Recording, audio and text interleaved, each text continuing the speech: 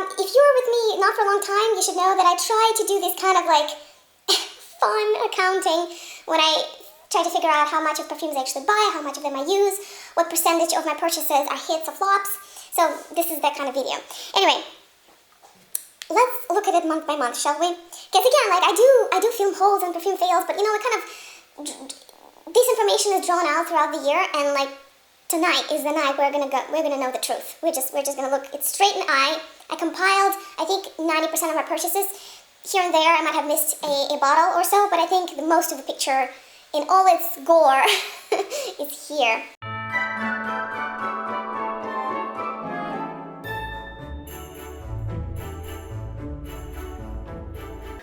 Anyway, January, right? Like strong resolve, finish the decants, exchange the bottles, sell the bottles that I don't like.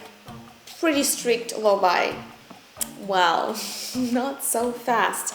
First, I needed to use up my gift card from BlueMercury, which is like a boutique beauty store, but they also sell niche fragrances, and I ordered my first Hermetica, which is a daughter company from Mama Paris. They have gorgeous green bottles, very like, it's like cylinder with both round yet like sharp edges. Very beautiful quality of the bottle make, of the lids. Like I love the packaging, absolutely adore. The sell of Hermetica, that it's more kind of like hip, fresh and water-based perfumes that last forever. I don't know about that, like water-based, I don't really care, to be honest, but like that's the sell. So I spent quite some time trying to choose something that I would like, and I went with Jade 888, and as soon as I got it, I returned it. It was just this very mediocre white floral that just was it was hard to identify among thousands of similar perfumes. And later next month, I actually exchanged it for Philosophes by Diptyque that I had in decant thanks to my subscriber. I had it both in Eau de Parfum and Eau de Toilette, and I fell in love with both of them, but Eau de Toilette it's where my heart is. You see how much I've used up since buying it in the beginning of 2021. Oh my god, this is the most amazing perfume. Love it, love it, love it. I've had a number of fig-centric perfumes that I tried to buy before this to kind of like get cheaper, better dupes. No, just if you want fresh, delightful, yummy green fig, this is it. This is it. Just skip the line. Just honestly, nothing compares with Philosophes. Cult favorite by Diptyque for all the good reasons. Alright, then I was kind of finishing up some of my hot wish list items from Scentbird. So I got two fragrances by Veronique GABAI. One is Souvenirs de Tunisie, which is a very hot, warm, almost, yeah, like it felt for some reason almost peppery, white florals. It's very heated, it's very sunny. Good news, completely used it up that year, that spring, which I felt very proud. I usually tend to buy decants and just put them on the shelf to like evaporate essentially. So this I'm very proud of. Bought it, used it up, enjoyed it, but it was not that cool for me to buy a full-size bottle because Veronique GABAI, they have beautiful bottles, at least online. You know, the bottle design looks gorgeous, but they're kind of pricey. And the second one that I bought from Scentbird by Veronique GABAI was Noire de Mai, which was like rose with praline. It was kind of like gourmand floral.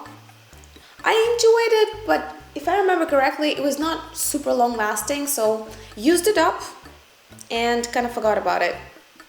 Then the third decant that I got from Scentbird that month was still in January, you know. Room 1015 Cherry Punk, which served me really well for making a cherry perfume review that I made for you for Christmas. Cherry Punk kind of laid on my shelf for the better part of the year, and this November I pulled it out, and I'm glad that I did, because at first I wasn't impressed. But now I kind of really dig these like Scotch with maraschino cherry. So good stuff, good stuff. I am considering buying a bottle once I'm done with the 8 ml that I got from Scentbird. I also at the time had the annual subscription with Fragrancenet. And I got Serge Lutens Teint de Lait. I hated it. Still try to sell it. If anybody wants 8 ml of Serge Lutens, the milk teeth, I think that's the translation of it, Teint de Lait, let me know, because not for me, not for me. Then from Mercari, I got Keiko Mecheri Ume. I wanted to try that prune shipper forever. It's probably one of the, like, that's what put Keiko Mecheri on the map as a niche fragrance brand. And it is nice. It is a very cheerful prune shipper. Essentially, to me, it smells a lot like prune wine that, you know, the dessert wine you can get in Japanese restaurants. Almost like to the T, that kind of flavor. I love it. I still have some of it. I'm kind of like saving it. I don't know for what, but yeah. Keiko Mecheri Ume, mwah. Compliments to the chef, really good stuff. And if you can't put your hands on it and you like shippers, it's one of the probably top 20 ever made. Then I decided to try an indie brand, the American indie brand called Luxe, and I got the Noire Cafe, I think it's called, or the Noire. Nice, warm, sweet spices, but nothing to write home about. I heard that Luxe has an amazing white lily scent. That might be my next one if I ever come across it. And then I got a bunch of miniatures. I got a miniature Frédéric Malle Rose Cuir. I respect Frédéric Malle, but this is not the rose for me. I'll give it that. It's very bright, very green, and very long lasting, to the point that I just wanted to shoot myself to just make that smell go away. Then I got Aerin Aegea Blossom. The scratchiest, fluffiest, brightest new rollie scent on the market. I was searching high and low for the best new rollie for me. And I think Aerin Aegea Blossom, that's where it's at. I have a Rollerball, and as soon as I use it up, probably this spring, I'll be buying myself a full-size bottle, I think. Next miniature was classic Bottega Veneta Eau de Parfum. I had their Flanker Légère first, then I got Bottega Veneta Velour, and then I thought, well, I probably should try the original. And you know what? I don't like original nearly as much as their flankers. You know, you live and you learn. Still have some of it left, but otherwise not going to be buying a full-size bottle once I'm done with it. And something that stole my heart on the Scent Explore, when I talked to the AMOUROUD creators, they showed me at that point there was a new line that they created called ELIXER, and the Mysterious Rose. You guys, I'm not the biggest fan of sweet desert roses. I'm very picky. There are many things I don't like and very few that I do. Even more so, I'm not a big fan of Bulgarian roses, and I'm not a big fan of lychee based perfumes. And yet, this is sweet, lycheest, most seductive rose scent that I've encountered in a long time. I hunted for it high and low. For a while it was nearly impossible to find anywhere. I think somebody was selling like one bottle. I was hunting for it for 6 months, and I found one auction on eBay and got that in January. That said, the last time I looked, Fragrance Buy Canada still has it for 50% off, so I warned you. Every day I have to hit myself not to buy myself a backup, because this is amazing, and the packaging is like uber luxurious. So if you I can't explain it. Like I shouldn't be liking it, but I absolutely adore it, especially for winter. It's one of the most erotic winter lychee rose fragrances that I have. The fragrance that I have, to be honest. I'm not really into that kind of profile, but this I absolutely adore. Okay, so 11 perfumes just in January, and only one of them is a clear winner. Well, I guess Diptyque too, but that I had to like exchange Hermetica in order to get this. February, not that much better. I got Prada. Well, this is was like a hot on my wish list. I got Prada Infusion de Rose. I had a miniature set, and Rose is my top three favorite colognes by Prada. Absolutely adore it. Again, I'm slowly warming up to rose citric scents. I had a rather traumatic period with Chloe Eau de Parfum years ago that just killed my love for roses in like rose-centric perfumes, soliflores, and now I'm slowly making a comeback. So these is essentially what made me fall in love with fresh morning roses. Again, one of the most elegant morning rose perfumes. Very happy I kind of closed that loop, and I used up quite a bit of it, plus the 6 ml that I used before when I was trying different colognes by Prada. Serge Lutens Fleur d'Oranger, not here, I think I put the bottle somewhere, but I just bought it out of greed. I'm not really a fan of Fleur d'Orange, but everybody was saying that Serge Lutens has the most iconic, clean, classic Fleur d'Orange, and you should get either that or Houbigant Orange and Fleurs. I had Houbigant Orange and Fleurs, I sold it because it was a little bit too retro for me, so I thought maybe Serge Lutens Fleur d'Oranger will be it. Yes, it is it, I just don't wear it. It's just there. It's like, you know, like everybody should have at least one bottle of Fleur d'Orange. Here you go, Maria. Okay. Then I got this absolutely incredible bottle that I broke. This was Unexpected Blonde Buy that I adore. I highly recommend if you like hot, peppery perfumes and you like unusual spices in your perfumes.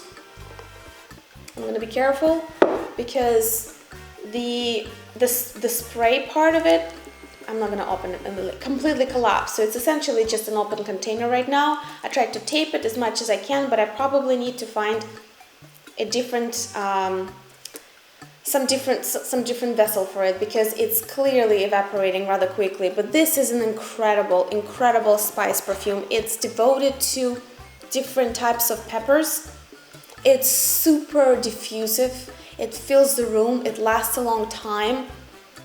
It's very unusual. It's one of the really unusual, amazing spice and peppery perfumes on the market. I've had a lot of black pepper perfumes. This is quite different.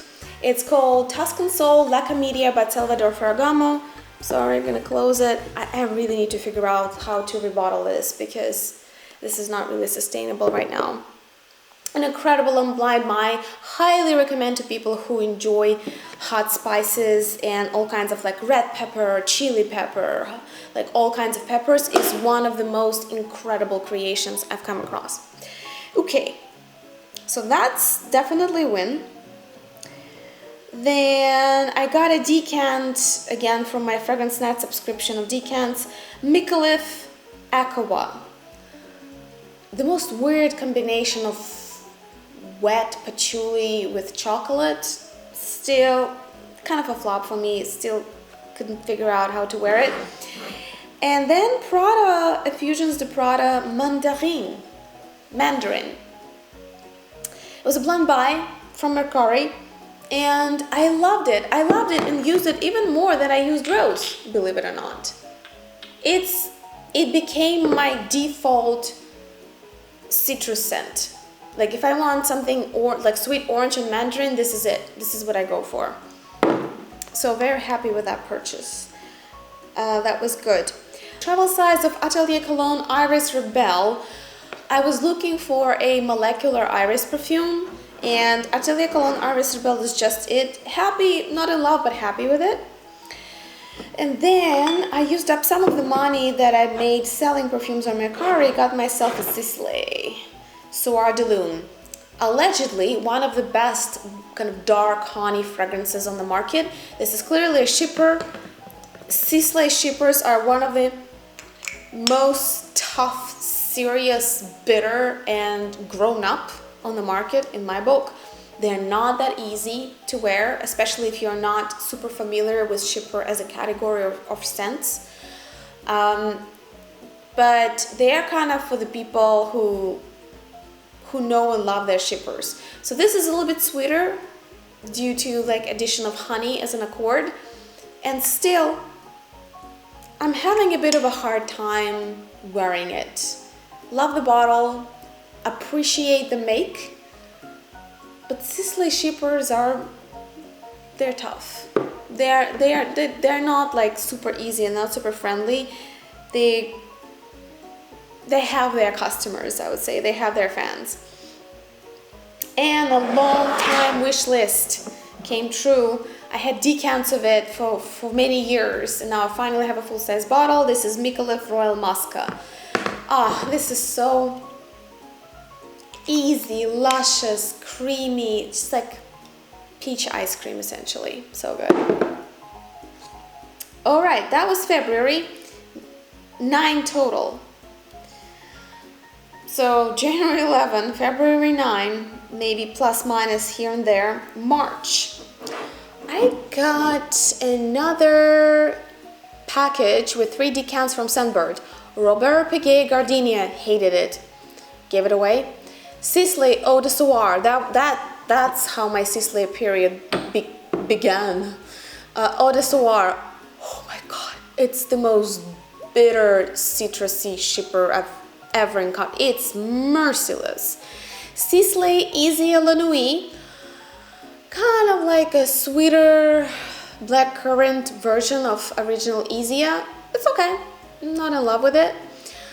Soir d'Orient from Fragrancenet, also Sisley, loved it. This one I actually want to get in full-size bottle after I'm done with the 8 ml decant that I got from Fragrancenet. Soir d'Orient by Sisley, that's where it's at for me when it comes to Sisley perfumes. And then the most worn of the year, believe it or not, Blind Buy Lalique Pink Paradise. I don't know if you can see just how much they used up. It's like 1/5 of it, if not more, is gone. And I got it in March this year. I mean, this past year. This is quite impressive, I want to say. It's bittersweet, unapologetically synthetic. It's like one of those, you know, neon pink or neon blue cocktails you can get in those urban, cool, futuristic bars, and they bring you this martini glass with something that looks clearly made by aliens, not from this earth, and you drink some. It's funny, it's nothing special, it's kind of fruity, you know, like one of those cocktail mixes. And then time goes and you order 4 more, essentially. I don't know why, but this bittersweet little cocktail mix, essentially, it's just, I want more, I want more. It's like, you know, like one of those like chewy candies or gums that there's nothing to it, but once you get addicted to it, that's all you want to chew. I don't know what happened to me. Pink Paradise is the most worn perfume of the year, clearly. It's weird. It's weird. I don't know. I can't explain it because I can't really recommend it for the connoisseurs of niche perfumery. It's not cheap and it's not that fancy, but it's oddly bubbly, cocktail, pinky, addictive kind of thing. They got something right there. And right next to it, the most underrated perfume in my collection of the year, because I've been searching high and low for the best mimosa as a flower scent, and Dolce & Gabbana, their boutique selective line that's called Velvet Mimosa Bloom, is the best Mona Mimosa that I've ever seen. Most mimosa scents that I've tried from other brands, they tend to be too floral. They're just light spring florals. They don't have enough character. I want my mimosa scent to be a little powdery and have a little bit green grab to it. To have a little bit of this tanginess of almost the branches of the mimosa tree. And this has it all. It's absolutely iconic. I claim this is the best mimosa scent on the market. I bought it, I smelled it, I thought, yes, it's it, it's perfect, that's all I've ever been looking for, and I put it on the shelf, and I haven't worn it all year. So this spring, I'm bringing it back, I swear. And also not here, but I got a full-size bottle of Mecheri Oud Vanille. Mecheri used to be super popular, then it became kind of cliche and like not complex enough. But now, after every designer brand and their mother issued their own boutique collections, you know, their selective collections, like a premium lines, and Lancôme and Guerlain and you name them, they all have it. I mean, even Salvador Ferragamo, right? Like they have their own now. And you started to find those slightly elevated yet very friendly gourmands. All of a sudden I was like, wait, there is a brand who's been doing it for years now. Those like more interesting, slightly elevated gourmands. That's Menthol and Mecheri. So Oud Vanille is one of those super fluffy, comfortable vanilla scents with a twist of oud. And yet there's nothing offensive or medicinal or hard about that oud. So my first full-size Mecheri, and I love it. It's perfect for winter.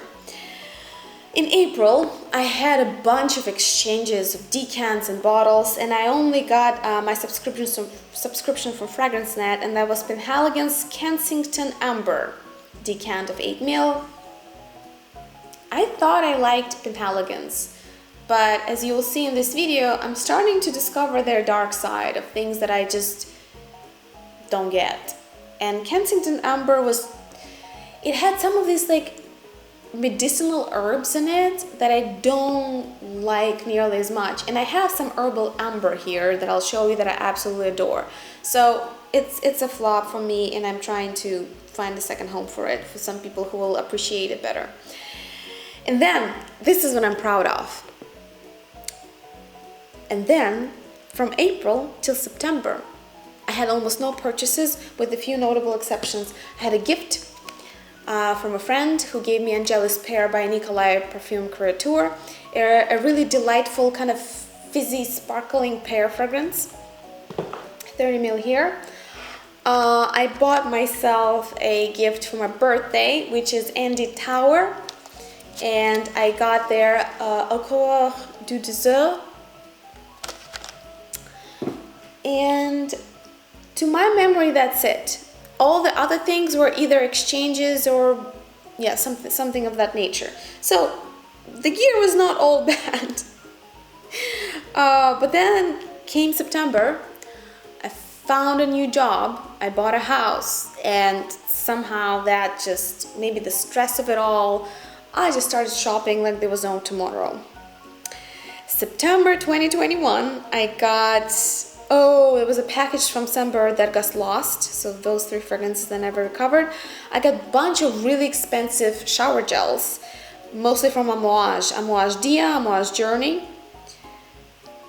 I got Oil Fiction, where are you? Which is my 4th perfume from the boutique collection by Juliet Has a Gun, and the only one that I actually want to keep. Everything else is just too tough for me to wear. Maybe tuberose, I don't know, maybe the musky bases that Juliet Has a Gun uses. It's kind of akin to Tiziano Terenzi, not for everyone. You have to love your white musks for it. And then comes the amber, the herbal amber that I absolutely adore. I finally killed the decant of Histoire de Parfums Amber 114, and I said, I'm getting a full-size bottle, so it's mine now. I adore their packaging. Oh, I think my collection of Histoire de Parfums is now like I want to say 15 bottles. I think I'm getting there. I think the only bigger collection that I have by brand is L'Artisan Parfumeur. And next will be Histoire de Parfums. I love what they do. All right, and then it was another amber. It was Amber del Sur. A comfortable, easy to wear, boozy amber. There was another Histoire de Parfums, 1875, which is a brighter, longer lasting saffron rose clone of Black Orchid by Tom Ford, in case you're looking for something a little bit with more oomph. 1875 is it. I don't know why, like again, I bought it purely out of greed. I'm not really a big fan of Black Orchid. I don't know why. I'm not wearing it. So if you want it, if you're a big fan of Black Orchid and you want something of that nature, but with a little bit of more of a niche twist and something brighter and longer lasting, send me a DM. We'll figure something out. Okay. So September 8, at least the 8 that I could find and remember. Somehow I have September and then I have August. Rewind. August, I get 2 full-size bottles of Frédéric Malle, my first ones. The Bigarade Concentré, which I use decant after decant, travel after travel. That's what I bought for myself as soon as I got a job offer. It's like, this is it. This is how I want to celebrate the deepest, most believable, most nuanced lime/lemon scent on the market. It kind of opens a chapter of citrus perfumes and it closes it.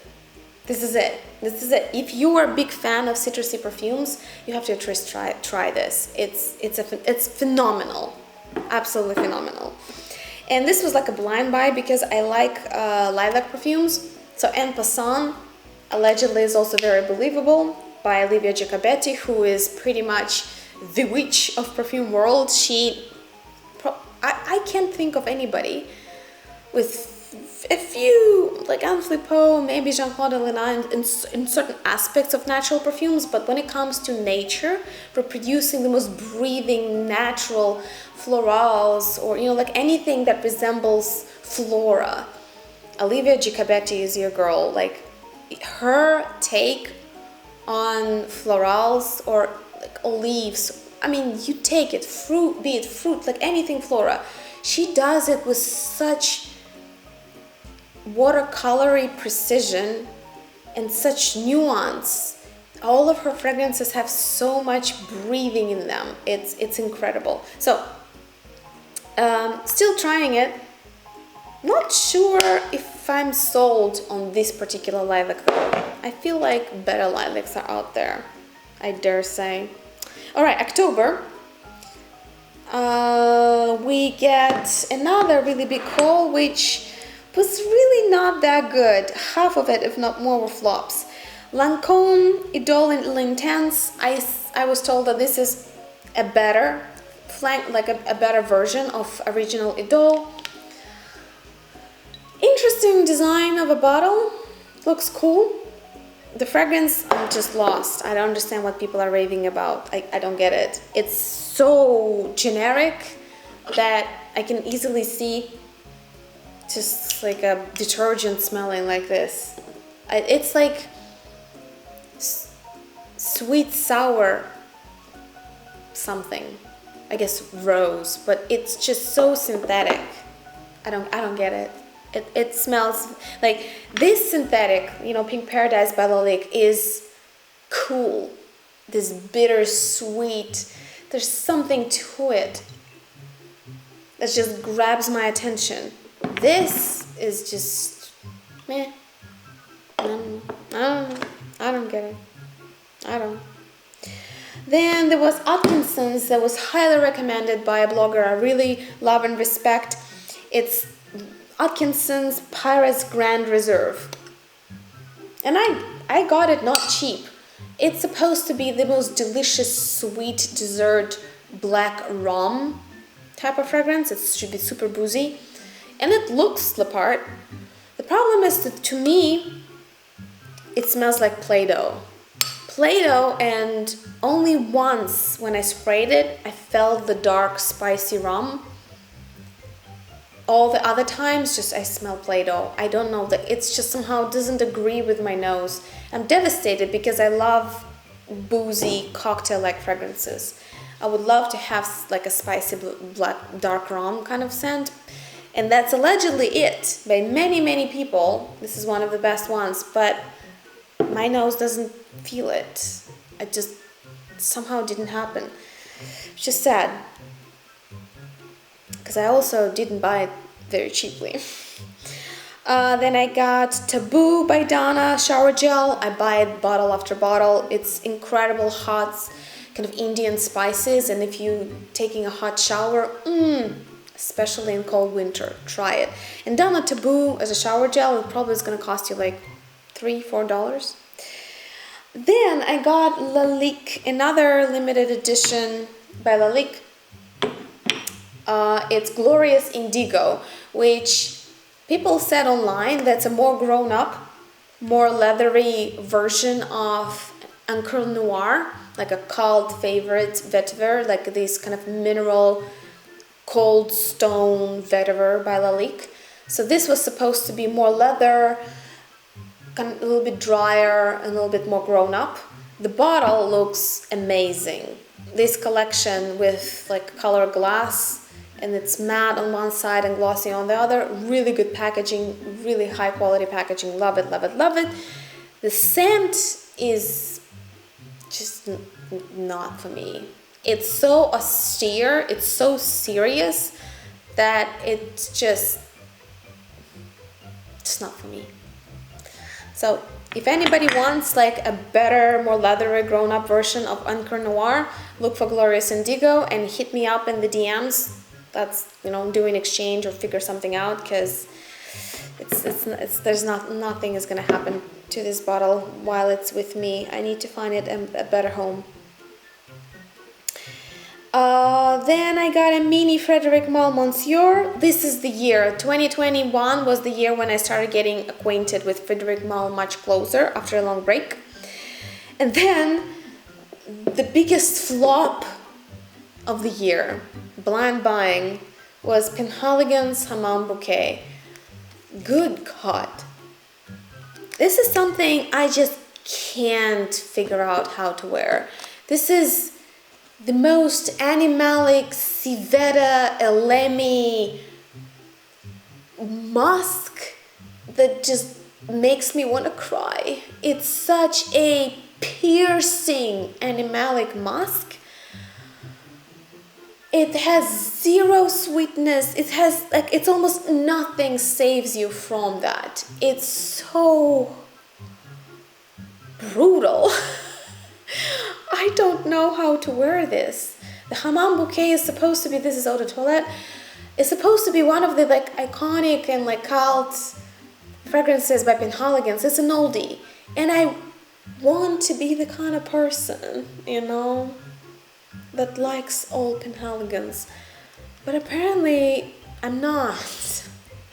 I can't. I give up. I'm not cool enough. I don't know how to wear this. It's, oh, this is for those people who like hardcore, like old school French perfumes that were like heavy on that beaver shit. I don't know what to say here. I'm just gonna move on. It's something else. All right, November, and this is probably where I'm gonna stop, because my Christmas purchases, I haven't really even talked about it yet. Some of them are not even here, so we're gonna port all of that to 2022. But the last things that were really memorable were, oh, okay, Black Friday also will be ported to 2022 because we haven't had a chance to talk about it. So I'm going to talk about only one. And this is Maj de Bicali Zirab. This is black tulip with dessert oud. Imagine that. First of all, it was a gestalt. I needed to close this loop. Marche de Bicali has one of the most, it's like yoga porn, right? It's, oh, you can meditate looking at this. Beautiful bottles. I knew one day I would find one, and I did. And when it comes to black tulips, I'm not sure, like, it's kind of hard to imagine this as a concept. And also dessert tulip with oud, it's even more bizarre. And yet, when I smelled it, it made perfect sense to me. Like, the concept came to life very quickly. It's definitely not the kind of tulip that you expect in Atelier Bloem, Extraordinary Tulip, or Byredo, La Tulipe. All that stuff, it's like spring florals with flavor of tulip here and there, kind of mixed in with other florals. This is clearly has a heart and like a heavier frequency of tulip as a flower. I do feel it. Some people say they don't, I do. The oud here is almost non-existent. Maybe it kind of creates more of a backbone to the fragrance, but otherwise this is not even that heavy of a fragrance. It's kind of, I would say, it's not light, it's not super sweet. I won't call it like heavy dessert or gourmand, but it's also not like heavy spicy and like, you know, those like resinous, dark, heavy stuff, like maybe, actually Mysterious Rose I would call a darker one. Do I have anything here that would be dark enough? Surprisingly, no, I don't think so. All, like, none of these perfumes I would qualify as super heavy frequency. So, and the rub as well, it kind of lives in the middle.